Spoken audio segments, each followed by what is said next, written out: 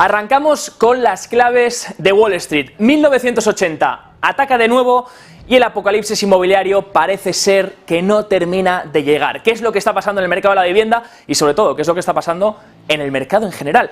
Arrancamos con el tipo de interés a un año. Vamos a poner el gráfico. Fíjense dónde está ahora mismo el tipo de interés que paga la letra del Tesoro a un año en Estados Unidos. Exactamente en el 5,43%.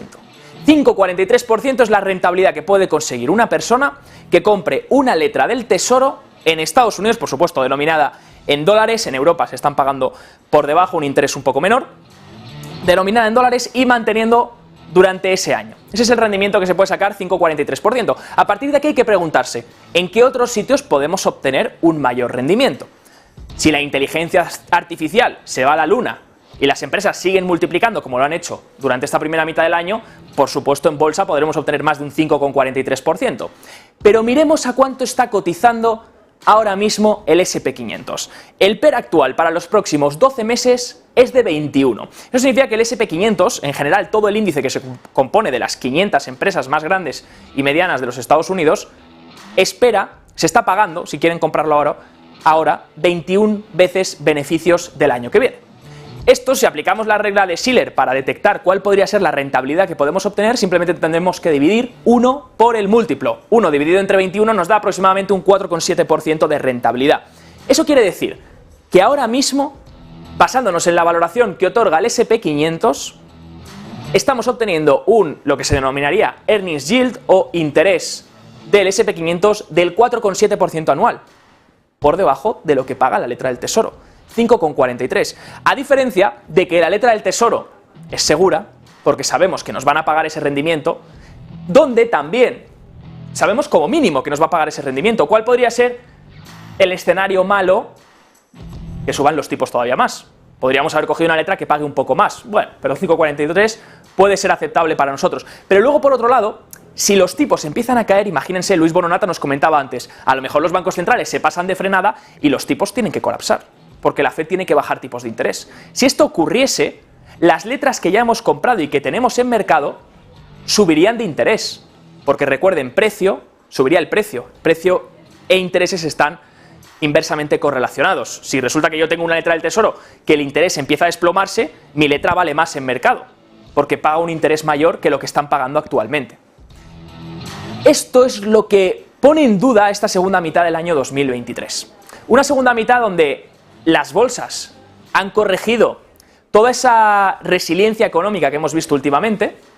Las bolsas acaban de reflejar un movimiento en los precios de corregir errores de 2022. Errores donde se esperaba que la economía iba a entrar en una crisis profunda a principios de 2023, donde la recesión iba a ser imparable y donde Europa se iba a morir de frío. Pues parece ser que esto no está llegando y la economía está siendo un poco más resiliente de lo que se esperaba. Eso es lo que ha hecho el repricing del mercado, donde el propio mercado ha ajustado esa expectativa que tenía sobre la economía que no está llegando. Una economía que por ahora se mantiene un poco más sólida de lo que se esperaba, pero hay que plantearse cuáles son los incentivos para invertir a estos múltiplos en renta variable. Son pocos. ¿Qué podría hacer que la renta variable pague más de un 5,43% anual? Pues que los múltiplos se expandiesen, o que las condiciones económicas mejorasen y el inversor creyese que los beneficios empresariales van a mejorar. Todo, por supuesto, se trata de los beneficios empresariales y de cómo se comporte el consumo, cosa que es difícil de predecir, pero lo intentaremos. Si miramos la segunda gráfica, tenemos también la inversión de la curva. Claro, si los intereses a corto plazo empiezan a subir y los de largo plazo se mantienen más estables porque esperan que eso poco a poco vuelva a la normalidad en el futuro, lo que ocurre es que la curva se invierte. Se invierte porque los intereses a corto plazo, a un año por ejemplo, están por encima, bueno, en este caso estamos mirando la diferencia entre el 2 y el 10 años, el de 2 años está por encima del interés del 10 años, esperando que los intereses acaben volviendo a la normalidad. Eso hace que la curva se invierta. Cuando vean la lectura de la curva está invertida, lo hace en X magnitud, pues la diferencia es la magnitud en la que está invertida.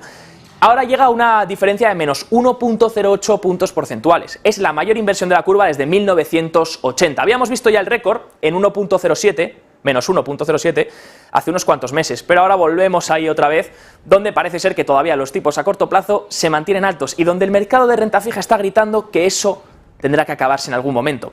¿Cuándo lo sabremos? Cuando la curva empiece otra vez a girar. Fíjense que aquí empezó a girar por la crisis bancaria regional, pero luego no terminó de darse una crisis real, fue simplemente dos casos aislados. Ahora tendremos que mirar si la curva finalmente se invierte y se crea esa crisis de la que tantos economistas están hablando, pero que todavía no llega, que seguimos esperando. Otra cosa que seguimos esperando es sobre el mercado inmobiliario de Estados Unidos, ya que está desafiando a los agoreros, dicen desde Fannie Mae, gracias a una crisis de oferta. Básicamente, si miramos el siguiente gráfico y hablamos ya de la parte inmobiliaria, que es una de las partes también importantes. ¿Por qué? Piensen que el mercado inmobiliario tiene un efecto muy grande sobre la psicología económica de los ciudadanos. Esto lo escriben varios economistas, como por ejemplo Robert Shiller, en la teoría de los spirits, de los animal spirits, del espíritu de los animales. Básicamente hablan del efecto riqueza, del wealth effect se denominaría en inglés. Ese término hace referencia a que cuando tienes unos activos o un patrimonio neto y se revaloriza o los precios aguantan más resilientes de lo que esperabas, lo que hace es que tu efecto riqueza aumente.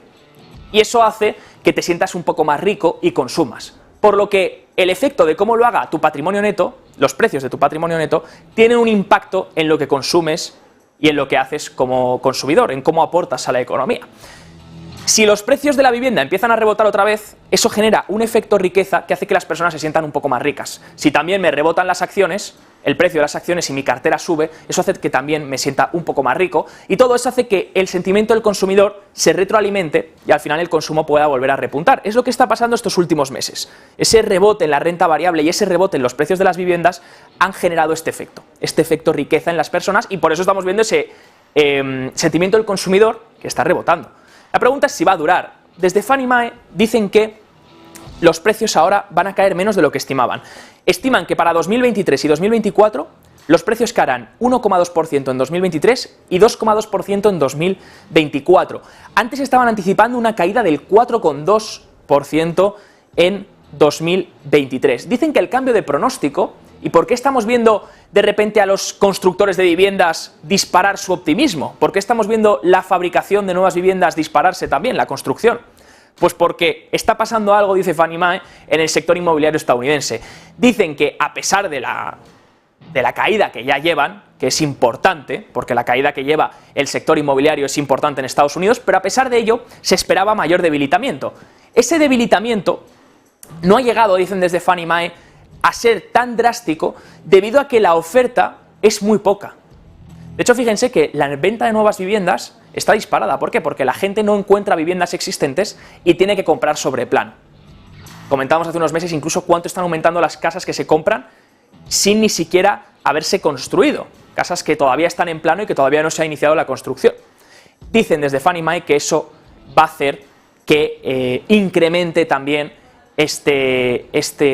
o que los precios no caigan de forma tan drástica porque la oferta está muy limitada y encima no esperan que la construcción vaya a incrementar en los próximos meses. Los que sí que lo están pasando mal con la crisis inmobiliaria son los suecos. En Suecia, de hecho, sigue el problema inmobiliario, pero ya parece ser que algunas empresas, sobre todo les comentábamos aquí el caso de SBB, una de las empresas más grandes en Suecia en términos inmobiliarios, pues poco a poco se está apresurando a recaudar dinero. Lo ha hecho, de hecho, con la venta de participación de una firma inmobiliaria. Ha vendido la participación en el sector de EVA Fast Tickets, es su último movimiento para generar capital y fortalecer su balance. Las acciones hoy lo han celebrado, tienen aquí el gráfico con la subida que han tenido en bolsa después de llevar una caída del 80% SBB en Suecia. Hoy sube un 15,87% tras ese anuncio de hoy, donde básicamente está buscando conseguir capital porque debe refinanciar 1.600 millones de dólares en bonos que vencen en los próximos 3 años. Y este es el problema al que se enfrentan las inmobiliarias, sobre todo con la deuda comercial. La deuda comercial al final lo que está haciendo es que todas esas inmobiliarias que tenían deuda pues no la puedan refinanciar o la tengan que refinanciar a tipos más altos o incluso tengan que impagar, algo que ya vimos en San Francisco, algo que hemos visto en Irlanda, algo que estamos viendo también en Londres y en Suecia.